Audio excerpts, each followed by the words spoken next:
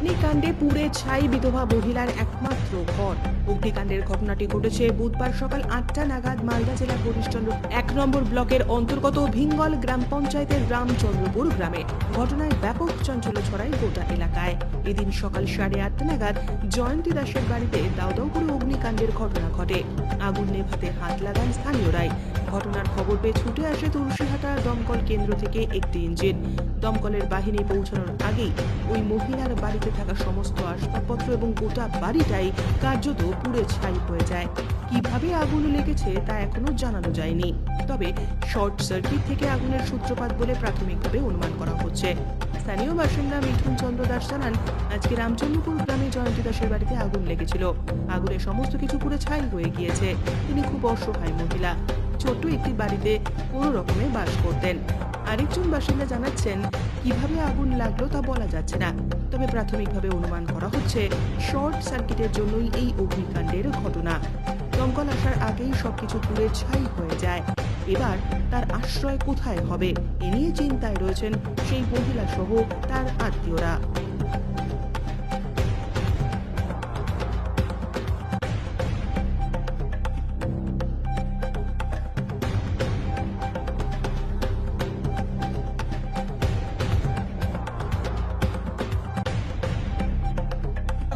কোথায়, কোন গ্রাম এটা? এটা রামচন্দ্রপুর। কার বাড়িতে লেগেছিল? ওই যে জয়ন্তী দাস।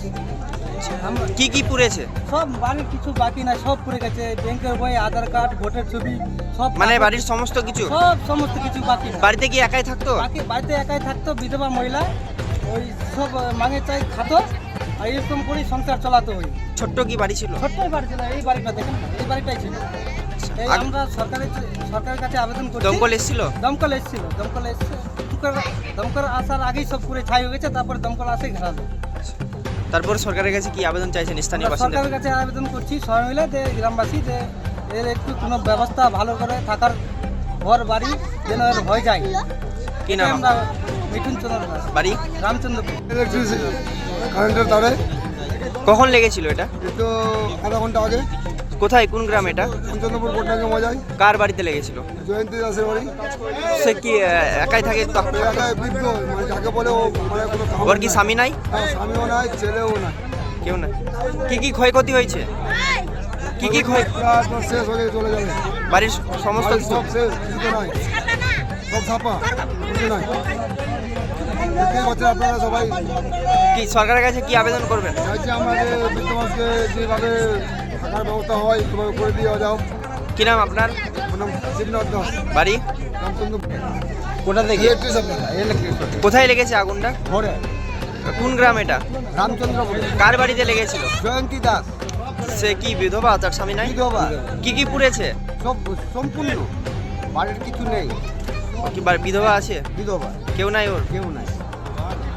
দমকল এসেছিল? হ্যাঁ, আগুন নিভেছে এখন? নিয়েছে।